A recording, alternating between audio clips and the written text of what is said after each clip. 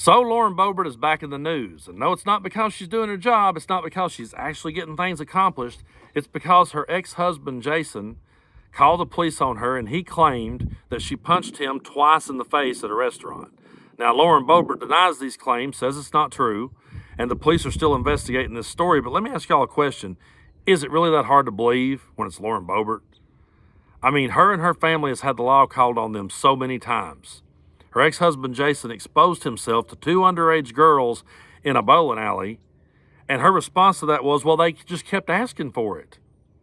Then her son called the police and said the dad was abusing him, and she said, oh, that's a big misunderstanding. That's not true. And then we all saw what she did at the movie theater groping the boyfriend. Does Lauren Boebert not realize that when you hold public office, you're being watched all the time? You're under constant surveillance, especially from the other side.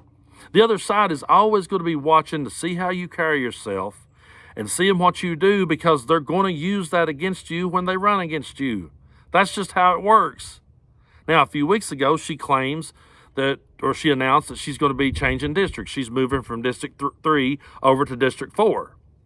She did that because she felt the heat. She realized she was going to lose. And she's been going out there trying to blame it on the Hollywood elite, saying they're the ones raising money, trying to knock her down a few pegs. Could it be that you're a candidate with so much baggage that you're starting to lose ground in your own district, and the only thing you could do to save yourself was go over here to a more conservative district and hope they would give you a pass for it?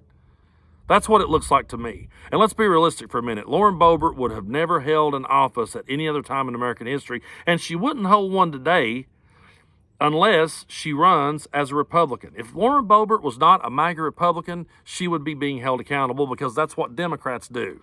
The Democratic side of the aisle holds their own accountable. But Donald Trump came along and he took accountability and responsibility completely out of the Republican platform. They don't have that anymore.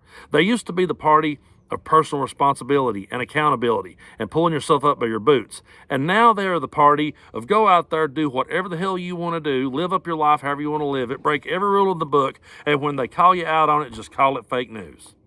That's the shtick that Lauren Boebert has adopted, and that's the thing she will keep playing, and that's the thing she will keep doing, because that's her new game. But now imagine you're District 4, and you've got Lauren Boebert coming into your district, and that's who's going to represent you. Someone who couldn't win in her own district, someone who can't keep her own family together. Now she's going to come into your district with all that baggage, and she's going to fix your and your family's problem. How the hell does that work? Why would anyone in District 4 be excited to vote for Lauren Boebert?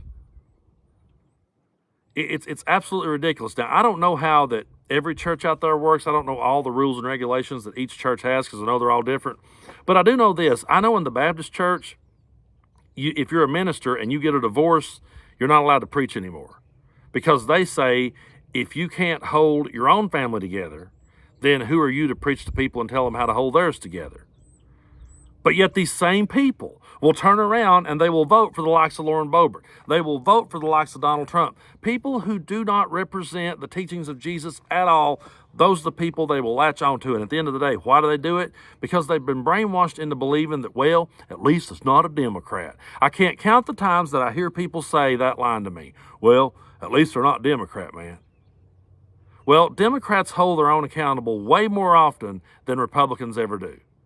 Republicans continue to give people like Lauren Boebert a pass. But let me ask you this. If you're out there listening to this and you are a MAGA Republican, you're a conservative, let's take Democrats, liberals, progressives, whatever you want to call us, let's take us all off the table for a minute and let's just focus on you. Here just for a minute, just play along. If you really expect us to take you serious when you call yourself a constitutionalist, then you should hold everyone accountable using the Constitution, and it should apply to your side too. So when we start talking about the 14th Amendment, you should agree with us if you truly are a constitutionalist.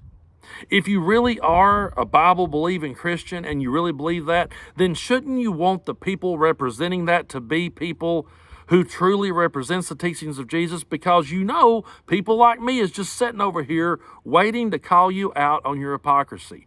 And it keeps happening. We keep calling you out. And why? Because you continue to elect people who is just low-hanging fruit for us. It's just easy for us to look and say, that's hypocrisy. That's bullshit. So why not elect a better quality candidate? Why not elect somebody who actually not only preaches the Constitution, but believes that it should be enforced? Why not follow somebody who not only believes in the Bible, but actually follows the teachings of Jesus, instead of people out here who it's so easy for us to just pick apart?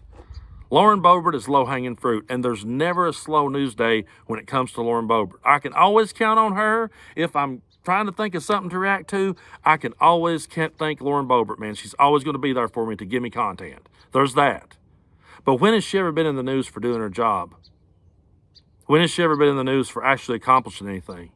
The only time I ever see her is she's just being schooled by somebody else because she don't know what she's doing. And then she's out here just living up her life, not realizing that, yeah, everybody's watching. Everybody's paying close attention to you, Lauren. I will never understand it. I don't understand how she could be so bold and brazen. Well, I do. I mean, Donald Trump give them all a pass. I get that. But I don't understand how they think they can do that and the rest of us isn't going to see through it and we're never going to call it out. We're going to keep calling it out as long as they keep doing it.